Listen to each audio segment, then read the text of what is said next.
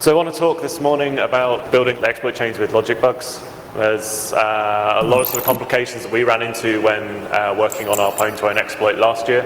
So we want to sort of share them with you so you can understand the kind of issues you're going to run into when doing something similar, but also some of the methodology and tooling we use to sort of overcome these issues. So I'm Rob, this is Georgi, depending on how you want to pronounce it. And what we're talking about was, from mobile pwn2own last year, an exploit against Samsung S8. So it got a lot of attention. We didn't really think about it much at the time, that it was such a long chain. They said there was 11 different bugs used. We counted 15 or 16, but officially some of them are actually features, not bugs. So that's fine. So I'm sure most people know of pwn2own and mobile pwn2own, but for those of you that maybe aren't aware of some of the rules and little foibles, you basically get 5 minutes on a stage with everyone watching you, and your exploit has to work first time against a fully patched device of your choosing, and it must end up with arbitrary code execution. There can be only one point of user interaction. So maybe a user visiting your website or receiving an SMS, but after that the hands are off and you have to end up with, like I say, code execution. So we chose the Samsung S8. It's a favorite phone of ours. Georgi, every time a new phone comes out, always good to follow his Twitter feed for the amount of trolling he'll put on there. It's always been our target of choice. There's normally around 300, 350 applications, a lot of features, which obviously means a lot of attack surface. So if you're thinking of getting into bug hunting on Android, we would really recommend the Samsung as a great place to start.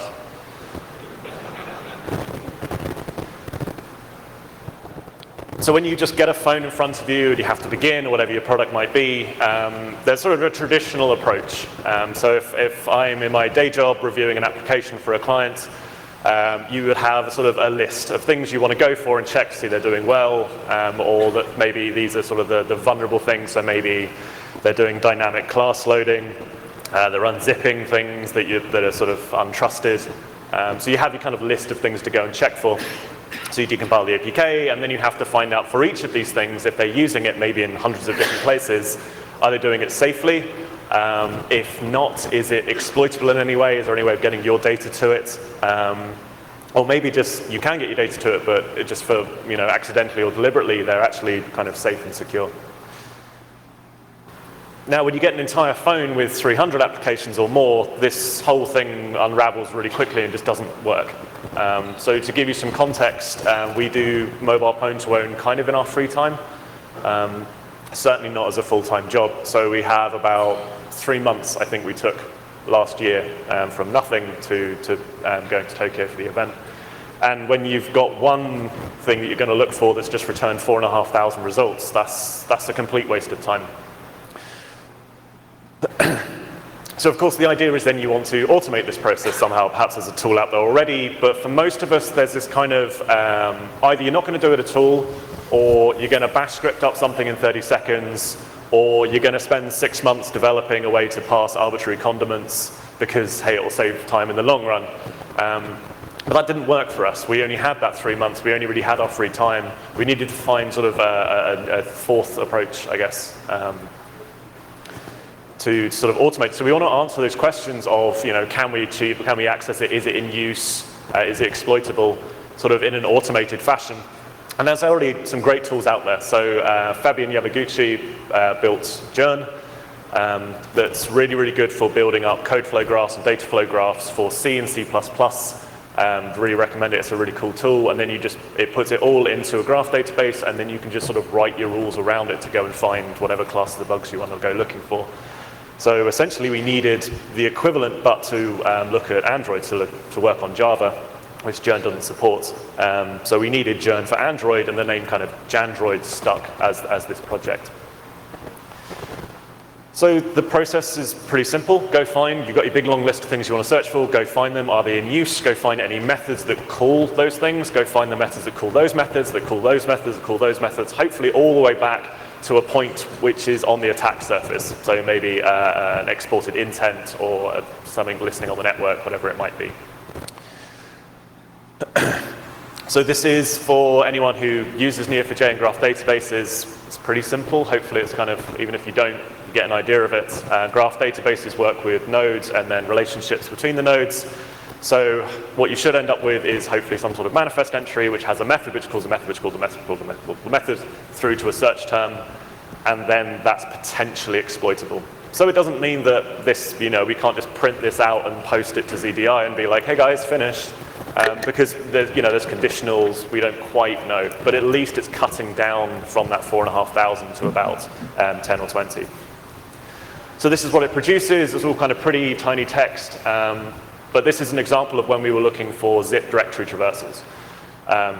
So the getNextEntry method is a classic one for when someone's pulling just a file name out of a zip and then just appending it to a path and writing a file. So if you could put directory traversal in that file name, you end up being able to write to anywhere you want. So there's a few things that get called that go all the way back actually to an on-receive, so potentially a broadcast receiver. So that's worth looking at, but sadly not exploitable. Now, as it turns out, we were kind of actually looking in the wrong place. Samsung has their own library for handling zip files. They're called Lingala zip4j, not the usual Java util zip.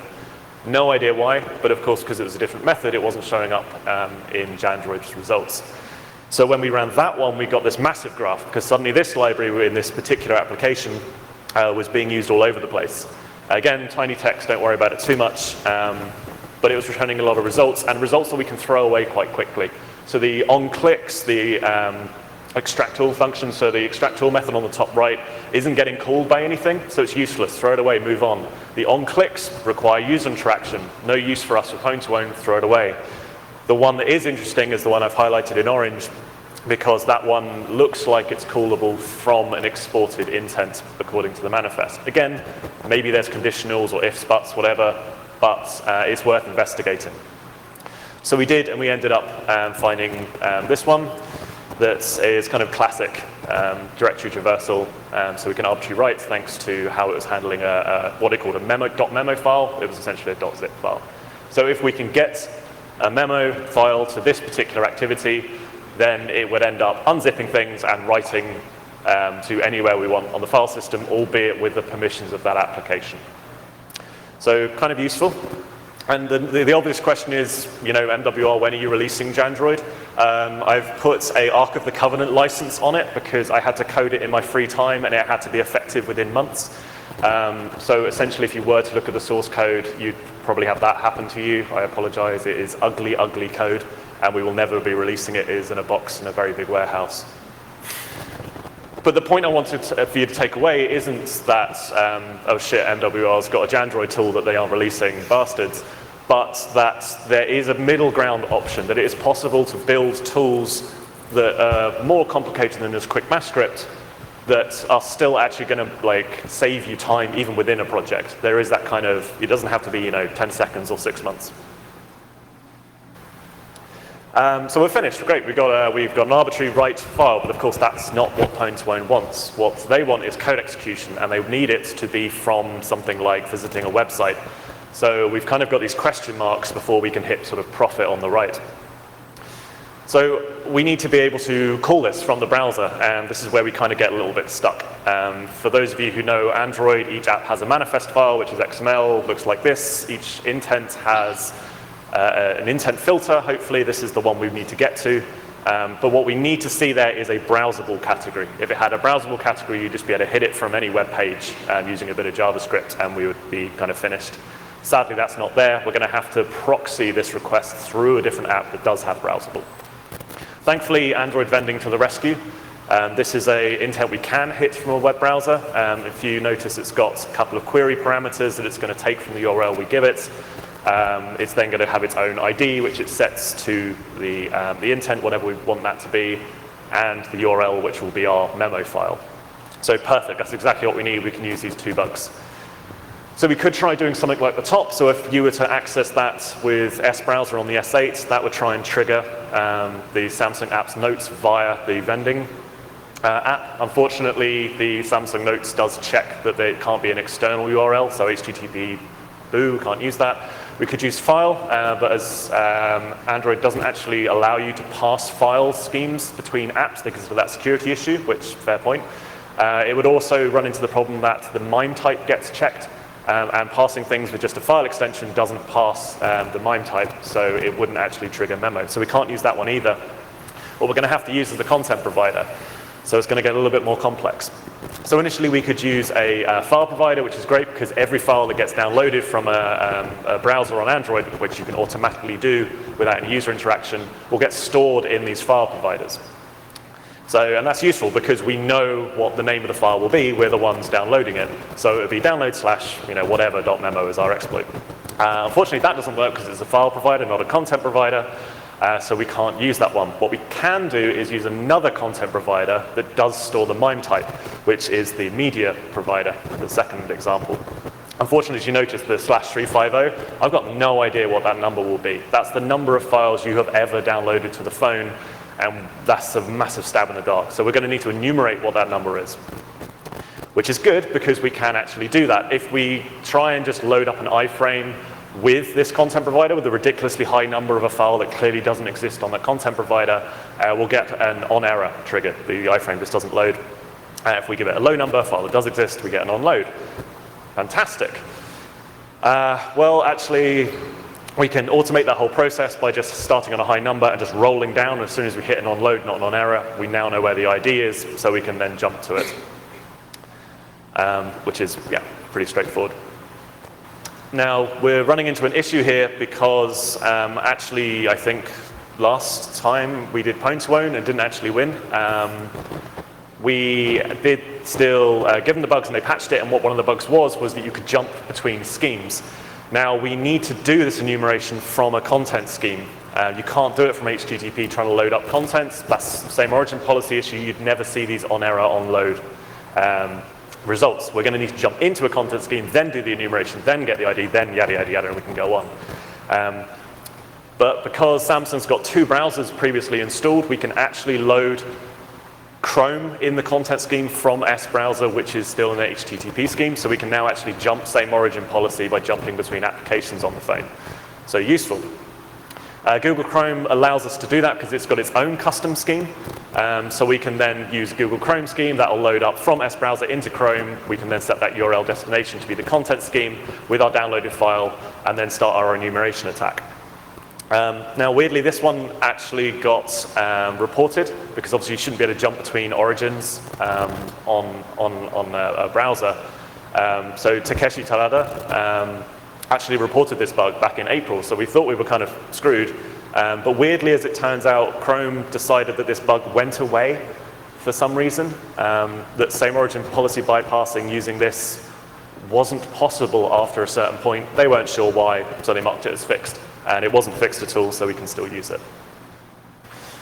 So yay, we can now download our HTML file, which is going to do our brute forcing enumeration of the download ID using the Google Chrome. That allows us to jump to the content scheme. So it works.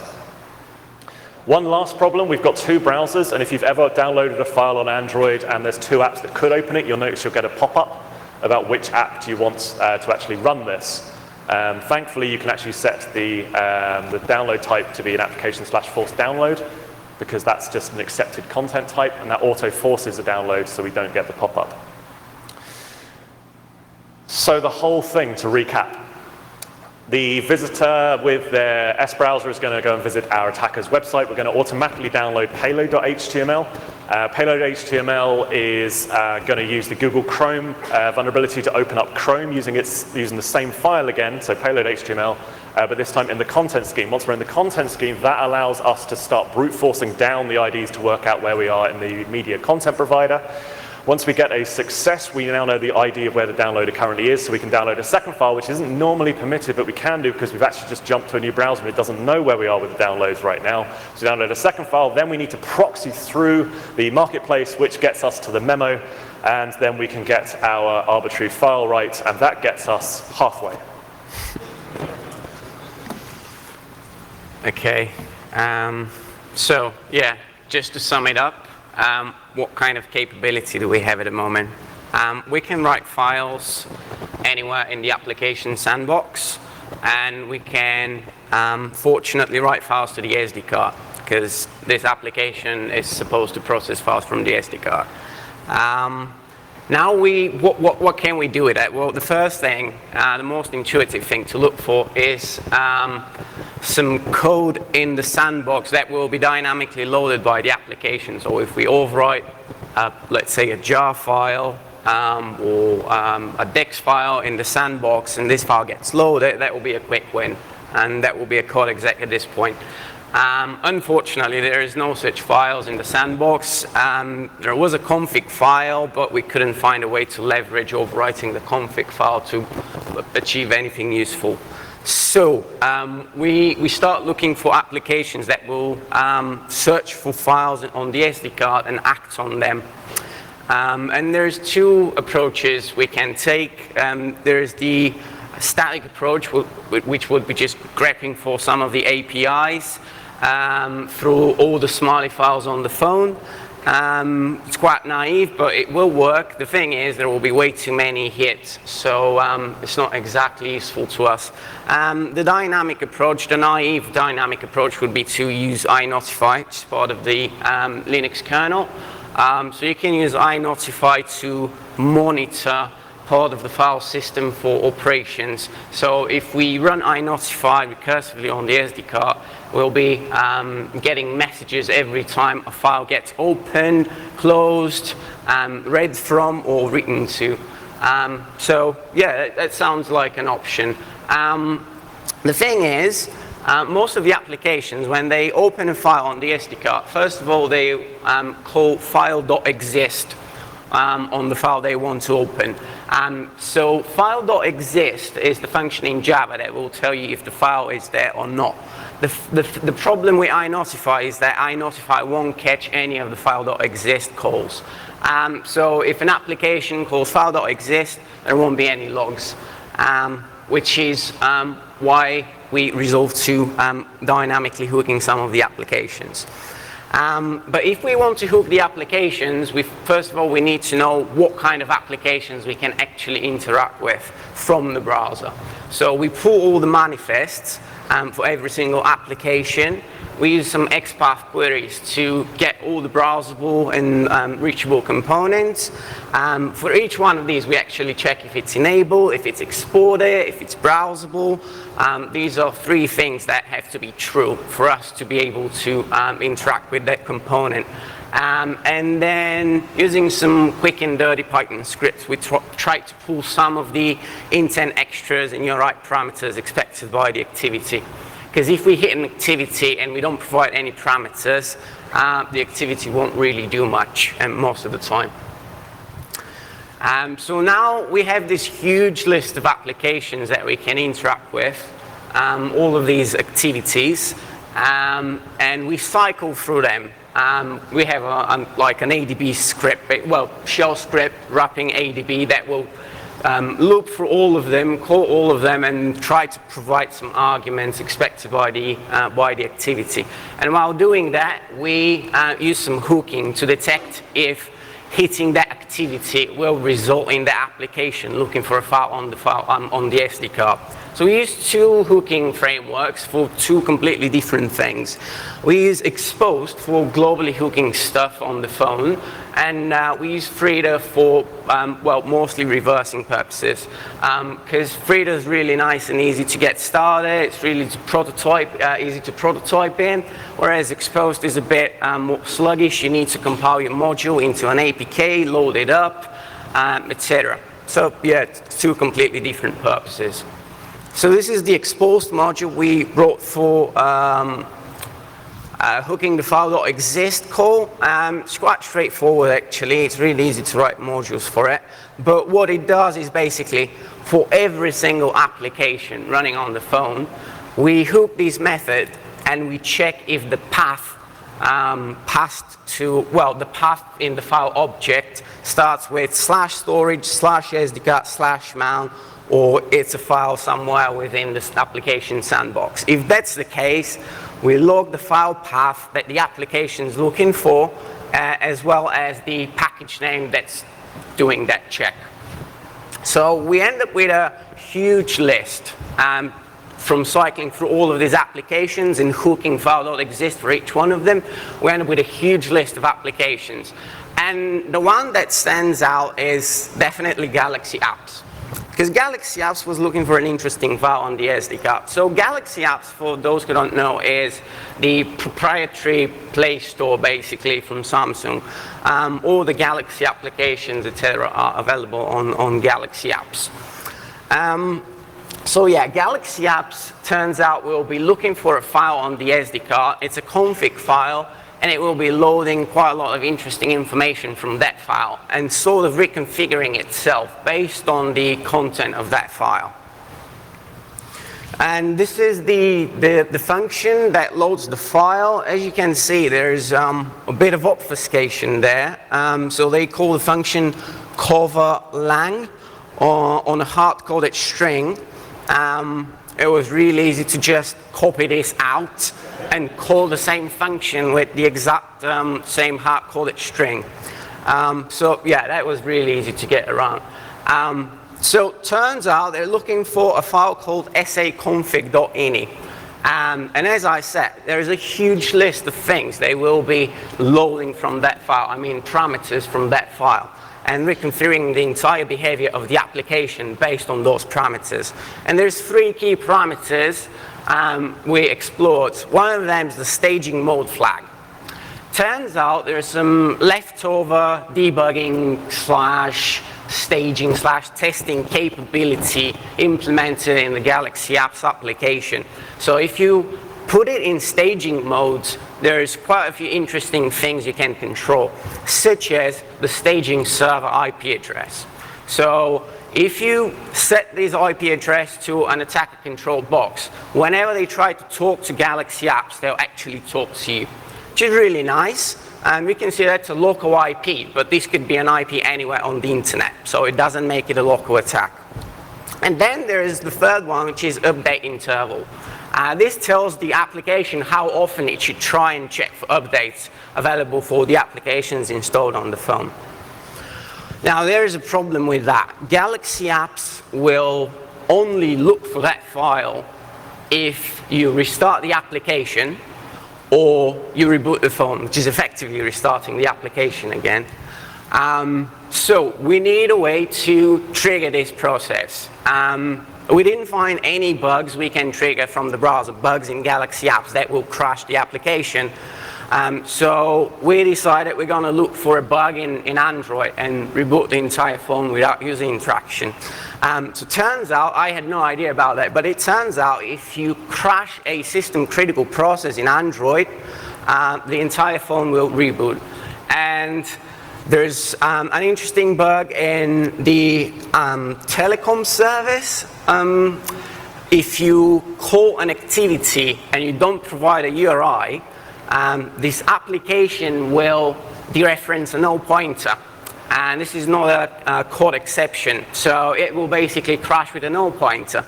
It's quite a harmless crash, but just because the application is system critical, the whole thing will reboot. And this is a snippet from the manifest of the telecom service. Now, as you can see, this is not a browsable activity, which means we can't directly call it from the browser. And the issue is that we can't use the intent proxy from Android vending because we cannot specify the endpoint in the application. Which is why we look for another intent proxy bug, and there is one in Samsung members, which implements a launcher activity. It will take a package name and a class name, and it will just create an entire new intent based on those 2 parameters. It will pass this intent onto the OS. So this is just a summary of these intent proxy bugs and the reason we need 2 of them. So the first one, Android vending, allows you to create what they call an implicit intent. So you can specify the package name and the URI that will be passed to the activity, but you can't specify the exact activity that will open it.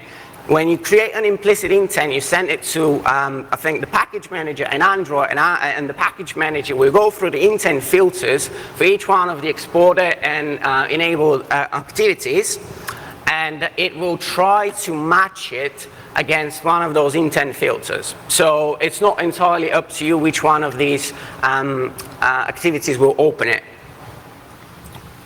Whereas Samsung members allow specifying package name and activity, but no URI, no intent extra, nothing, which is good enough for what we're trying to do. We want to specify the package name, which is Android Telecom, and we want to specify the activity name, which I don't remember at the moment. But yeah, this is the difference. Now, this is just an example how we can abuse the URI handler implemented by Samsung members to trigger the phone reboot. We pass the package name, which is the telecom package name, and we pass the activity name. Now this creates an explicit intent, which means package manager won't be making any decision about the destination activity. This will just go straight to that activity. All right, now we need to deal with the entire thing from the browser. First, we need an automated click for opening that file, downloading that file and opening that file. And secondly, we need another click to trigger the phone reboot. The thing is, when you try to have a second automated click, you get navigation blocked. And that's the point where we start looking for some way to smuggle a second click, something like a race condition. And it turns out there's kind of a race condition in the way the phone glitches when it reboots. But first of all, Chrome's reaction was, wait a second, you shouldn't even need a bypass for that, because you should be allowed to have as many automated clicks as you want. Well, trust me, we spent quite some time, and that was just not resolving itself. So that's why we had to find a way around it. But basically, if you crash the phone, it will freeze for a bit, then resume for a few seconds, I say, and then it will reboot. In those few seconds, the focus will go back on the browser, and if you keep auto-clicking in a loop, one of those clicks will eventually go through. So counter to like what's intuitive, we first crash the phone, and then we drop the file on disk. Then we open the file, unzip the file, just because the unzip happens right in the middle of that crash. All right, now the phone's rebooting, and Galaxy Apps will pick up the config file, which we just left on the SD card. And Galaxy Apps will schedule automatic update checks based on what we specified in that config file. And the way it does it is by using the built-in job scheduler. Now, there is an issue with the job scheduler. Well, it's an improvement, really. It's a feature. They prevent people from running periodic jobs way too often. And the reason they do that is because there has been some devs misusing the API and draining the battery by calling a job every 3 seconds or something stupid. So they prevented people from doing it, and they clamp periodic jobs to be running at least 15 minutes apart from each other. Which is where we found an integer overflow in the job scheduler just to get around that. So when the job gets scheduled, we trigger that overflow, and our job would normally run in 15 minutes, which is way too much time for us, because Pontoon says you have only 5 minutes to demonstrate the full capability of your exploit. We don't care if you get code exec 15 minutes later or something like that, and which is exactly why we need to find these bugs in the scheduler to speed things up. All right, so now we are rebooting the phone, we're picking up the config file, and the application will eventually look for updates. And it will do that with the update that, with the IP address that we specify in the config file. Once again, this could be anywhere on the internet. And the best thing about it, we can specify a clear text scheme at this point. So we'll see every single request that would normally go to a Samsung server coming to us at this point. And we have two options here. First, we can reverse engineer the protocol and implement a Samsung server on our host, or more easily, just transparently proxy the whole thing between the device we're attacking and the Samsung servers. So while doing that, we have the capability of modifying the requests and responses as they come through us. And this is just a quick overview of what's going on when the application tries to update itself, tries to update the apps on the phone. So first, it sends the get update list request to the App Store. Again, this is coming through us. We see all the clear text comms. This is basically a list of applications currently installed on the phone and the respective versions for these applications. So we don't modify this. We let this go through. And then there is a get update list response, which contains for every single application a tiny bit of details, which is the application name, the latest available version on the App Store, and a tiny bit of more metadata we don't really care about at this point. So normally, if everything's up to date, the application wouldn't act on this response. But if we bump up the version of one of those applications to make it think there's an update available on the server, the application will actually continue the process and will query for some extra details about that particular application. So in this case, it will request some information for the Samsung, push service. So we let these go through, and then this is the response. The response specifies quite a lot of things we don't actually care about, but what we care about is the GUID of the application. If you see the GUID, that's a GUID that will later on be passed to the package manager when they install it. So if they install the APK, this GUID must match the one from the APK, which is why we change it to be the GUID of our Drawer tool. So this goes back to the client, modified, and the client will preserve that GUID, and once again, as I said, use it later on. And once they have this information, they'll query for the last bit of information. They'll try to query for details about the Drawer application, which at this point we rewrite it again to look like they request information for the push service. And then on the way back, that's the final stage really. The response contains the URL for the APK as well as the signature. So they will download an APK from that URL and make sure the signature matches the one in the APK. Kind of funny really. So we swap the URL for the one on our web server. We change the details such as the size of the APK and things like that. And then we change the signature. And when they try to install it, obviously the signature will match. All right, that's great. At this point, we have an application getting installed on the phone. That's job done, right? Well, not exactly. So if we want to do anything useful with the application, we need some permissions. And since Android 6.0, I want to say, there is this thing called runtime permissions, runtime request permissions. Permission request, sorry. So what they do is, the first time you try to do something that's not allowed, they'll prompt for the user to confirm the action. And for this thing to happen, the application needs to be compiled with a target SDK version of 23 and above. But what if the application is compiled with an SDK version of something like 18 or 17 or 15? If that's the SDK, that's way before they implemented those runtime checks.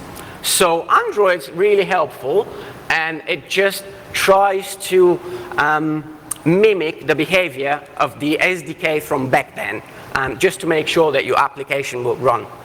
I think there's some changes coming up in Android P to at least get a confirmation from the user when they try to install an old application, but I'm not exactly sure what are they working on. So now we have an application installed on the phone, and we can have any permission we want. That's great. at this point, we're like, okay, let's book some tickets. Let's go to Tokyo. Let's smash that. Well, unfortunately, chatting to ZDI, it turns out they want us to demonstrate clearly code execution on the phone. All right, the APK we have at the moment is just sitting there doing fuck all. So what do we need to do? We need to launch the application. How do we launch the application? I mean, we rebooted the phone. We don't even have the browser anymore. We have lost control of the phone at this point. We have this application, but it's not doing anything. So what can we do about it? Now, the reason we can't self-launch the application is because they implemented a mitigation for that in Android 3.1. And this is a mitigation for basically malware self-launching. Now, what we can do is look for an application that will listen for other applications getting installed on the phone and act on them in some way. And this is where the Android contacts provider comes in place. Fortunately, Samsung have heavily modified the contacts provider. The contacts provider application will listen for these broadcasts on the operating system. So these are broadcasts related to installing applications, updating applications, removing applications, etc., etc. So, okay, that's good. This broadcast is sent by the package manager whenever our application gets installed. So when they look for this broadcast, they pick up the broadcast and they get some details out of it, such as the GUID of the application that just got installed. They extract the GUID, they pass the manifest of the newly installed application, and they look for a content provider implemented by the application. And if the content provider is named android.content.contacts directory, they will act on that content provider and query that content provider to extract some details from the newly installed application. Which basically means all it takes is implementing a content provider with that name in our Draws application and having some custom code in the query method for the content provider. So when the other application queries the content provider, it's actually executing code in our application. And here in the example, we just launched the Draws service. And this is the entire thing. This is the overview of the entire process. And I think we have a demo. How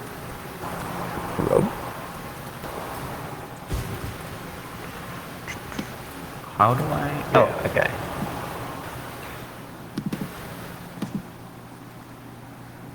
Can't tell if it's running. Okay, so on the left, you see some logs from our web server. That's the logs at the bottom. And at the top, we have some logs from the Middle proxy we use for proxying the traffic between the application and the Samsung servers. Then on the right, you see the whole thing. First, we start in Samsung browser. We force download one file. We wait for the file to be downloaded. Then we redirect to Chrome, opening the file we just downloaded, but into a content provider. From the content provider, we brute force the ID of that same file in the media provider, and then we force download the second file, which is the memo file. When the memo file gets downloaded, it's time to crash the phone, and while crashing the phone, unzip the file. When we unzip the file, this file will be available for Galaxy apps when the phone resumes. And yeah, unfortunately, I was recording the screen with ADB, which makes it a bit harder when the phone reboots, so the connection drops and you can't really see much. But basically, when the phone reboots, Galaxy apps will have some notifications at the bar saying, oh, there's an update for me, I'm downloading it, I'm installing it, etc., etc. So yeah, as you can see, there is some output from the Middle proxy, dumping some of the requests and responses as they go through us. And eventually, this whole thing will give us a Draws bind shell on the phone. So we copy the IP address from the web server log. We put it on the command line, and we connect to our Draws shell. And yeah, that's it really.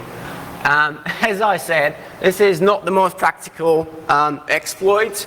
I mean, how many people will just look at their phone rebooting when going on a web page and be like, wait a second, what is going on? Then the phone comes back and they see an application getting installed. So yeah, pretty dodgy.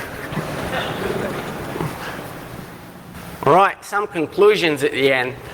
Rob mentioned already, but you should really consider doing at least some basic automation when you deal with bug hunting and you're very limited on the time you can spend on that. So especially if there's something you work on in your free time and you can't afford spending too much free time on it, yeah, definitely have some automation in place. Conclusion number 2 is, well, obviously some of the vendors are not doing a great job by installing a bazillion applications, insecure applications on an otherwise decent operating system. Another thing is, when you find a bug, think about it from different perspectives. Don't just discard the bug as a useless bug, not even worth reporting. Think about it in a different context and see if you can actually leverage these bugs in a more extraordinary way. And then finally, there are so many options for IPC comms on Android. There's activities, there's broadcasts, there's content providers, there's file providers. These are all forms of IPC. And the more endpoints you have in an application, obviously the harder it will be to lock it down. So when you develop an application, think about it and make sure you don't expose unnecessarily amount of attack surface to people running in your browser, basically. Running code in your browser. So yeah, that's pretty much it. Any questions? Hey, so great work. I'm kind of wondering though, what was the percentage of your time that was spent on bug finding versus XDev? And I was wondering how much your static analysis helped with the XDev part as opposed to the bug finding part. And even like with the bug finding part, I'm kind of wondering how much it helped you.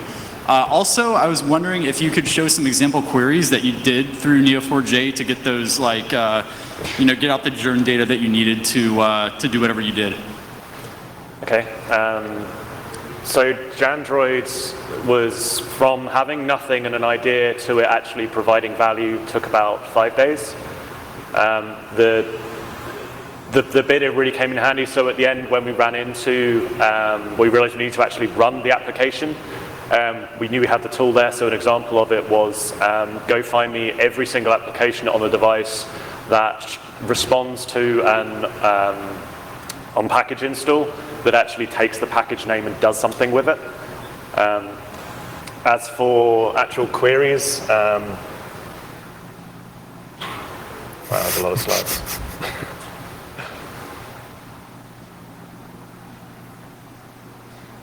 Almost there.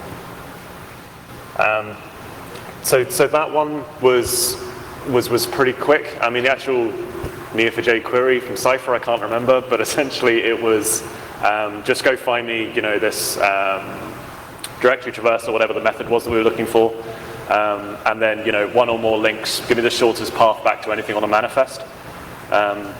And then from there, the other bits you can then output is, what line was it on, what file it is in. We did it all through Smiley.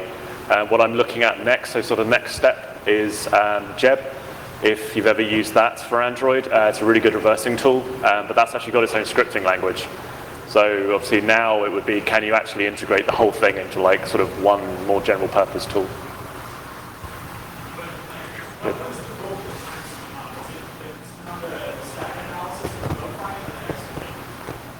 I guess most of it was just static analysis. But like I said, we're just sort of building up a pool of bugs. Like even the crashing the phone one we kind of laughed at because we didn't realize, why is that phone rebooting? That's so stupid, but we kept it. And then probably about the last third of the time was just building them into a chain, realizing you've got another issue, go back to more static analysis. So yeah.